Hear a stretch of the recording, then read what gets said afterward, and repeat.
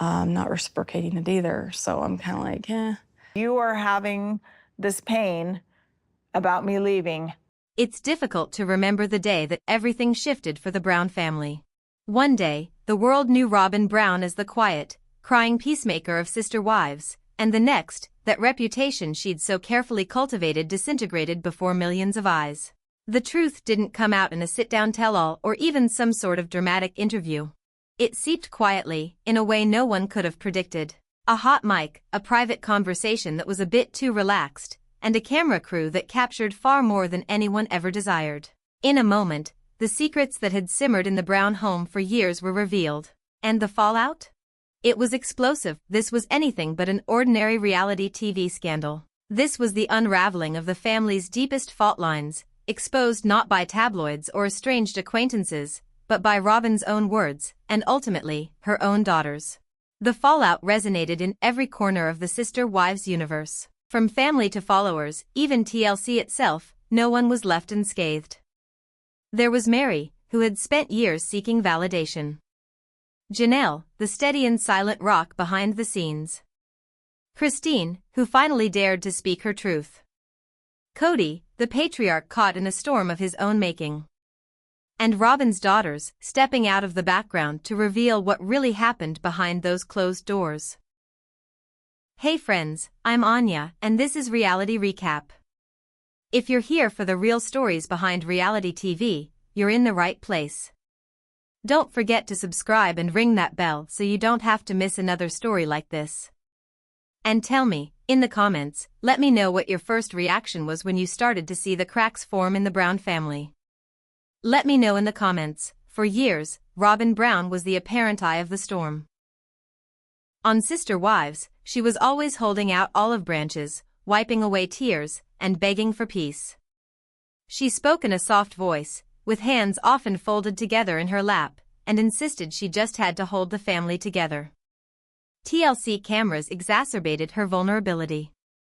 In the early seasons, Robyn's tearful confessions were a signature part of the show. She was the crying wife, the one who claimed she just wanted peace.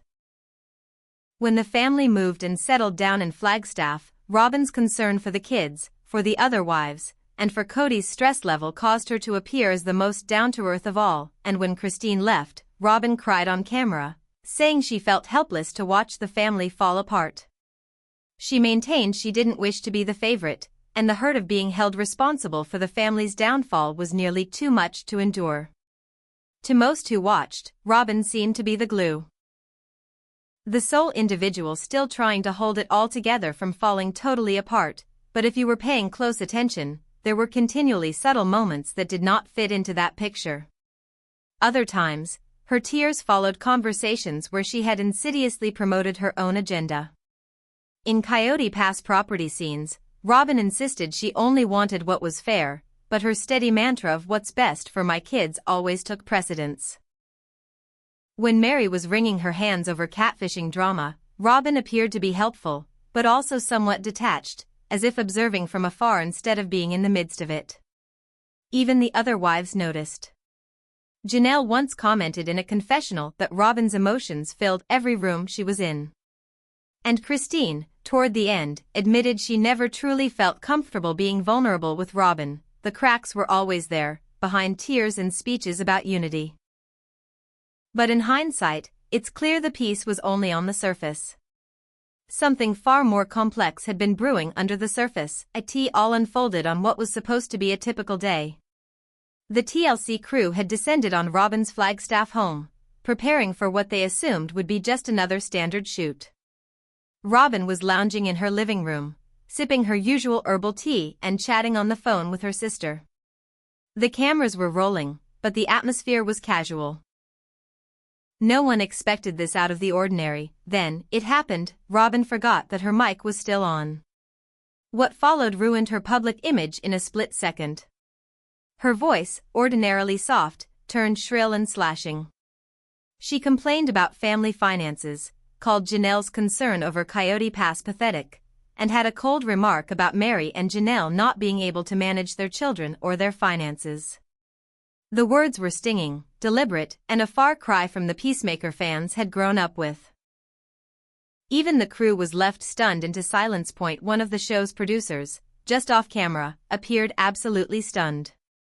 This wasn't a minor goof, it was an image of an alternate Robyn that the cameras never caught. And the response was immediate.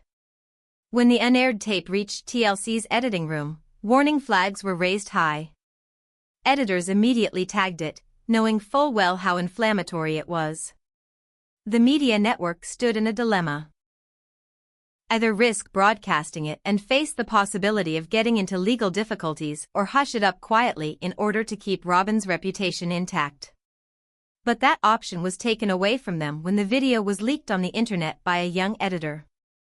Within hours, it became viral. YouTube, Reddit, Twitter, everywhere. Hashtags #OnRobyn exposed and #SisterWives scandal caught fire in no time. Even die-hard followers of Robyn started questioning all they had ever taken for granted. Fans tuned in to old episodes, reliving her sobbing speeches and "I just want peace" monologues with a completely new light. The Brown family response was no less theatrical. It was Janelle's son Logan who first introduced it to her. Meri, away on a business trip, watched in isolation and cried uncontrollably. Christine, herself estranged from the family, spoke in a confession that, for the first time in her life, she finally felt vindicated. Not only did that hot mic moment turn the public against Robyn, it altered her own family's perception of her. The backlash was instant and merciless. The clip went viral, starting on fan boards, then spilling onto all the big social media platforms. The viewers who had been watching the Browns for over a decade couldn't believe their ears. Robyn's voice, that was so different from the empathetic on-screen persona, was ripped apart frame by frame. Fans began recreating past shows using the leaked audio, editing pieces together to create contrasts between what she had originally said and what she really believed. Suddenly, all tears and all cries for family reunion seemed suspect. Many who had come to regard Robyn as the heart of the family questioned if she'd been acting all along. Janelle and the rest of the family were stunned inside. Years of attempting to maintain harmony and extending grace had left Janelle broken. She had stood up for Robyn even when things hadn't been balanced. Hearing Robyn mock her financial issues and dismiss her concerns over Kody Pass cut deep. Janelle broke her usual silence with a rare Instagram post that read, "Sometimes the truth hurts, but it's better than living a lie." Her followers flooded the comments, offering support and sharing their own stories of betrayal and disillusionment. Meri's reaction was quiet but devastating. She watched the video alone in her apartment, sitting quietly, just staring at the wall for what felt like hours. It had taken years of being shot down and not grasped to finally read Robyn's honest opinion, and it was a heart-wrenching blow. That night, she posted an enigmatic status message: "A wolf in sheep's clothing is still a wolf." Observers were quick to follow the thread, and the comment area blew up with both support and speculation. Christine, who had already broken up from the marriage before the scandal burst, was relieved but also angry. She tearfully admitted in a confession booth that she'd always suspected Robyn was playing both sides, but hearing the proof made the suspicions justified and also angering. "I spent years tying myself up in knots trying to make it work," she described. "But you can't build trust on top of secrets." She begged her heart out to fans, especially those who'd suffered right along with her. TLC, meanwhile, was tending to full-blown damage control. Executives put emergency meetings on the agenda to decide what to do next. Others worried about lawsuits, but others said the fans had a right to know. Eventually, the network made a dramatic decision. The video would be aired, unedited, in an hour-long special. TLC released a public apology, promising openness and making a commitment to present the true story. However uncomfortable it got to their surprise, the move paid off. Ratings skyrocketed, and Sister Wives was back in the cultural consciousness in a major way. For the first time in years, the Brown story was gritty, unpredictable, and heartbreaking as reality. Robyn wasn't quiet for long.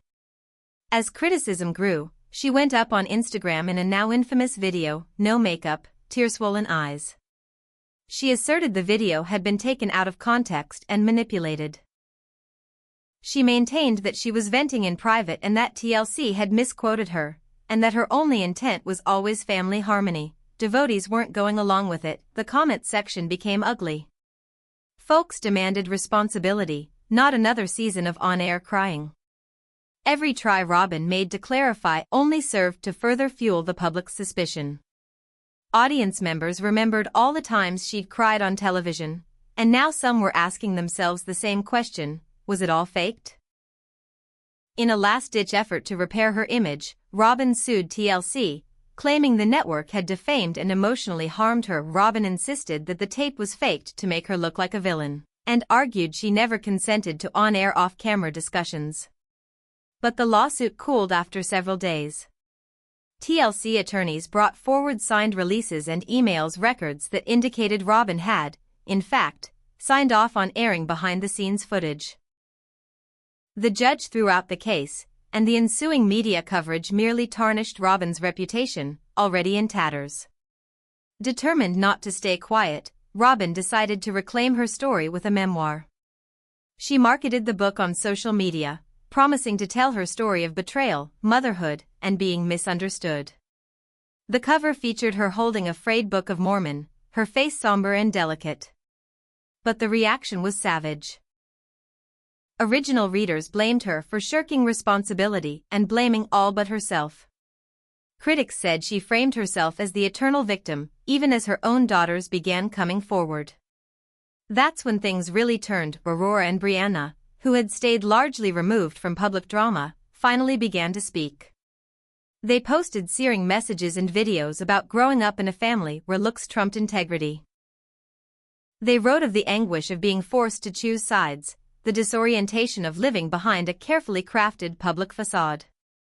Their unvarnished, naked voices were more excruciating than any hot mic moment ever was. Their honesty was too much for many in the audience.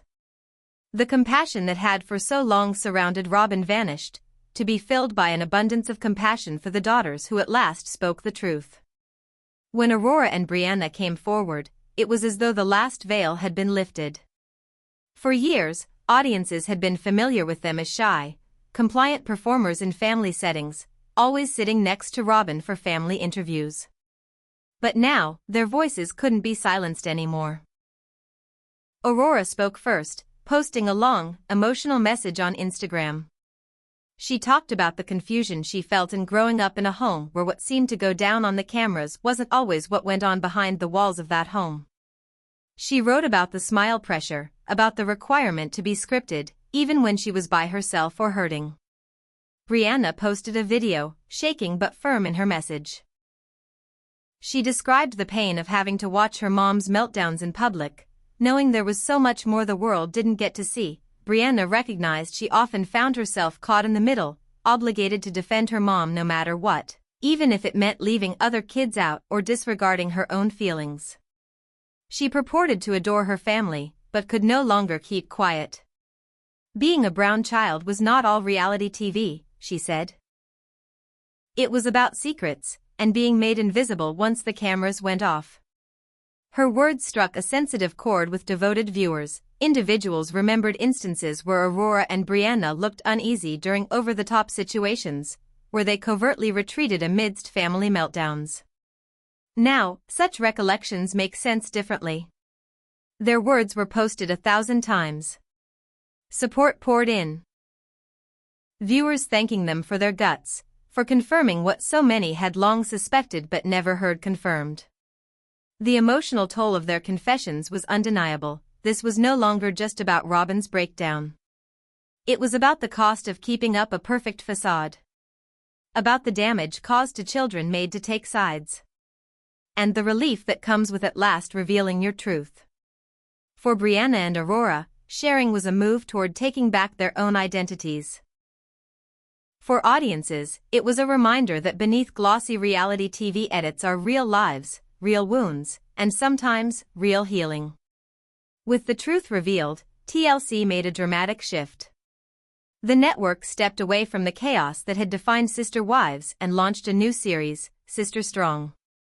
It wasn't about polygamy or rivalry anymore. It was about Meri, Janelle, and Christine, 3 women who had endured betrayal, heartbreak, and public scrutiny. And were now building something far more powerful for themselves and their children. Meri's story became one of quiet resilience. After years of feeling relegated to the side, she began rediscovering her identity outside the family. The viewers watched her reopen her Utah bed and breakfast, invest in new friendships, and even open herself up to love once again. In one single powerful moment, Meri sat journaling about the years she had spent chasing Kody's approval. She stood straight into the camera and stated, "I finally realized I don't need anyone's permission to be happy." Fans who had watched her struggle for so long had those words resonate within them. Janelle went the fiercely independent route. Practical to the end, she was always the steady pillar that kept the family grounded. But when the split happened, she started managing her own money, started a business with her sons, and began counseling other women leaving abusive relationships. Perhaps the most iconic moment left Janelle standing at Coyote Pass, not as a fighter for territory, but as a woman taking ownership of her future. Her resilience was contagious, and fans supported her every move. Christine, by contrast, embarked on an entirely new phase. She moved to Utah, met David Woolley, and began bringing women who were fleeing bad marriages to retreats.